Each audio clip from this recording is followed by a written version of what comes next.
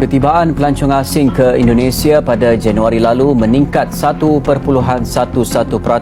Bulan Maret kemarin, Indonesia kunjungannya meningkat paling tinggi dibandingkan Thailand dan Malaysia.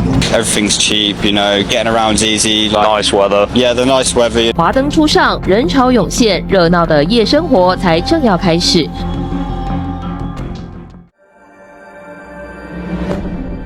Jumlah wisatawan asing ke Indonesia terus menunjukkan tren yang mengesankan. Setelah mencatat sekitar 11,7 juta kunjungan pada 2023, angkanya naik menjadi sekitar 13,9 juta pada 2024, lalu kembali meningkat hingga sekitar 15,4 juta pada ke 2025.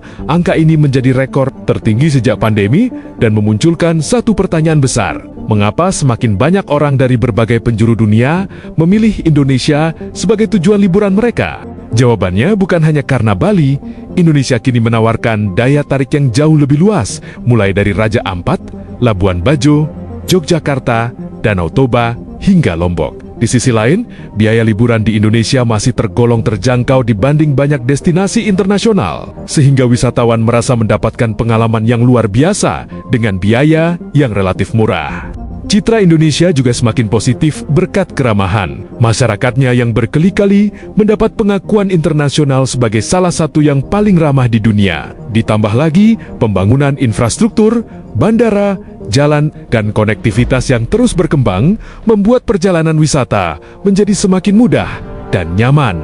Semua itu menunjukkan bahwa Indonesia kini tidak lagi sekadar dikenal sebagai negara dengan pantai yang indah, tetapi mulai dipandang sebagai destinasi wisata kelas dunia yang menawarkan alam, budaya, keramahan, dan nilai terbaik bagi wisatawan. Jika tren ini terus berlanjut dan kualitas pariwisata tetap dijaga, bukan tidak mungkin Indonesia akan menjadi salah satu magnet wisata terbesar di dunia di masa depan. Ketibaan pelancong asing ke Indonesia pada Januari lalu meningkat 1.11% kepada 1.01 juta berbanding Januari 2025. Menurut Jabatan Perangkaan Indonesia, pengangkutan udara kekal menjadi pilihan utama pelancong, menyumbang 78.92% daripada jumlah ketibaan.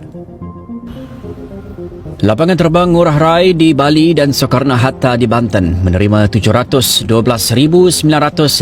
pelawat, 89.06% daripada pengguna pengangkutan udara. Ketibaan melalui laut pula melibatkan seramai 173,360 pelancong, meningkat 2.99% tahun ke tahun, tertumpu di Pelabuhan Batam dan Tanjung Uban. Ketibaan melalui darat mencatat 40,510 pelawat, meningkat 21.69% tahun ke tahun, terutama melalui Atambua dan Jayapura. Sepanjang 2025, jumlah pelancong asing meningkat 10.8% kepada 15.39 juta. Jumlah tertinggi dalam 6 tahun, dengan China, Singapura, Malaysia dan Jepun menjadi pasaran sumber utama. Kerajaan Indonesia menyasarkan kira-kira 17.6 juta pelancong asing pada tahun ini, menunjukkan keyakinan terhadap pemulihan berterusan dalam kehadiran pelancong asing. Kenapa banyak orang China yang datang ke Indonesia tidak mau pulang? Menurut saya, orang Indonesia sangat baik. Mereka suka tersenyum dan respect semua orang, baik itu pembantu, pelayan, dan mereka juga sangat suka pekerjaannya. Mereka suka menghabiskan waktu dengan keluarga dan menuju teman-temannya. Saat di China, semua orang terlihat sangat stres dan dingin. Kalian punya perasaan yang sama enggak? Rombongan turis Tiongkok mendatangi kawasan Tumpak Sewu.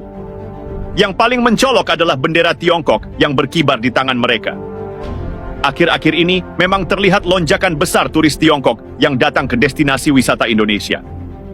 Salah satu faktor utama di balik fenomena ini adalah platform media sosial Douyin, seperti versi TikTok di Tiongkok.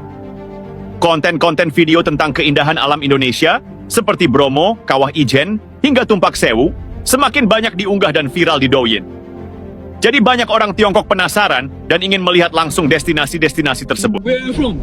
England. Yeah, England, Leicester. What brought this Bali? I think obviously like the efficiency, like being able to get things easily. Say for instance, you don't have to cook, everything's cheap, you know, getting around's easy. Like, nice weather. Yeah, the nice weather, you know, the culture and everything like that. Everyone's lovely, aren't they? So I think that's what stands out to me, really. What about yourself, mate? I think cost of living really helps, to be fair. Nice weather, you can get a tan, nice gyms, nice food.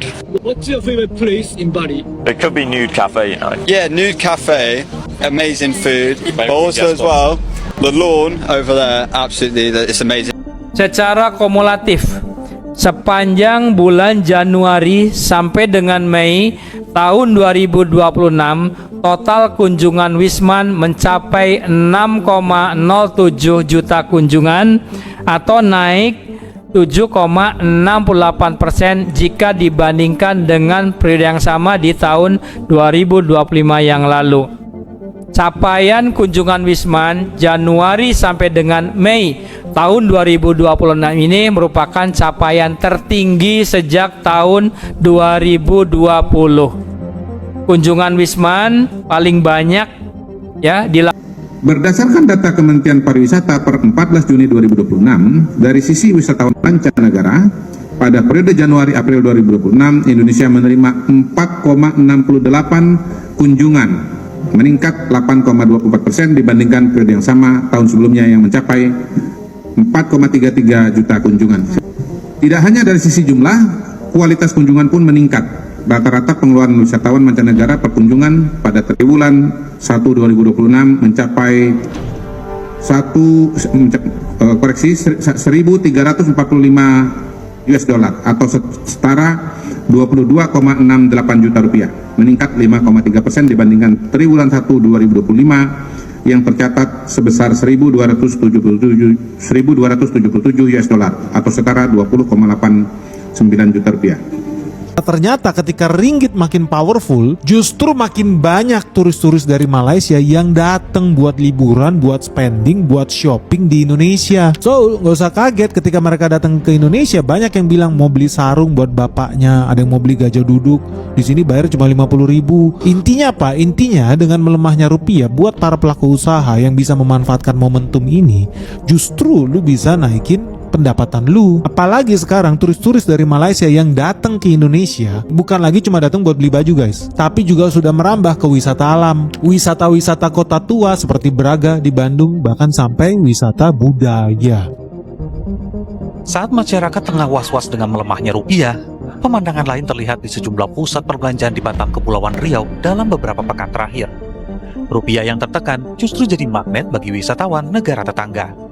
Bisa jadi bagi mereka, liburan ke tanah air terasa lagi musim diskon besar-besaran. Semua terasa lebih murah.